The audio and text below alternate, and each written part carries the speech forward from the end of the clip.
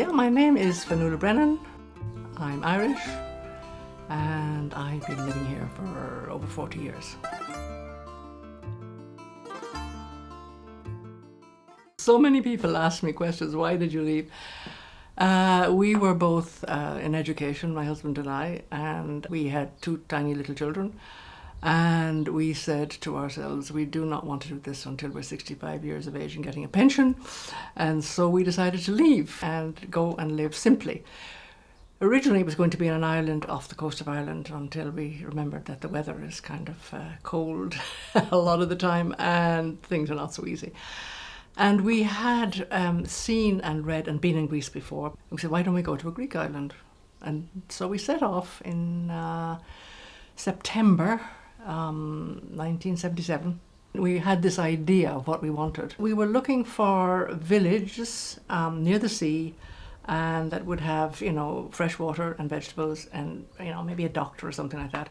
And by a long, difficult series of journeys, we got to Paros and we saw the little houses and we saw the port of Palikea and we said, this is it. And within a day we'd found a house to rent.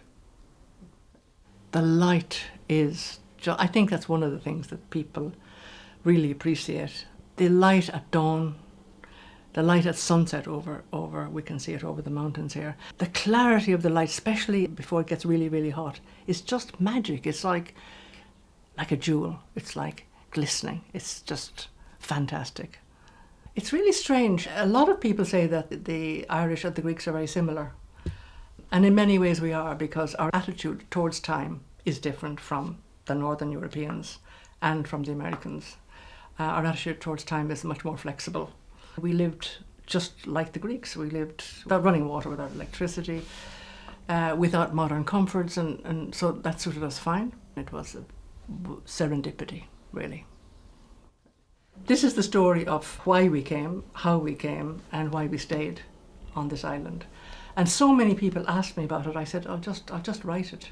And a big publisher in Ireland took it, and so it was very successful. And yeah, that's why I wrote it, because it's a personal account. I think people relate to it, and because it was set back then. There's a young Greek friend of mine here now, and she said, "Oh, this is like the story of my childhood or my parents' childhood. I mean, this is like oral history."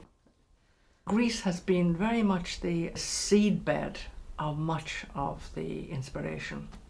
It really gave us, if you like, the kickstart into taking the time and using it for creativity. If we had been staying at home with 2 careers and 2 small children, we wouldn't have had the time to do that. It has changed immensely over the years. I mean, unbelievably. When we came there, I think there were about 6 cars on the island. Maybe 2 of them were taxis. Now you can't park anywhere. So it's been an explosive change. And in that, a lot of it is good for the people who live here all the time, the native Parians, because there's better health service. Now there's a health centre. The schools have good sports facilities. There was a lot of poverty when we came, and that's largely gone. The downside, of course, is the extreme overuse, in my view, of the resources of the island, the traffic jams, the summer being absolutely clogged with tourists. And then people go away in the winter then. The people who came and set up all the big, restaurants and so on, they disappear. So in the winter it's pretty closed, everything closed. So there's a big disparity between the seasons, if you like. But on the whole, I think the whole change is good. Nothing is a museum. Nothing should be the same forever just because some people have nostalgia. And so I'm really pleased that for most people in this island, life is better.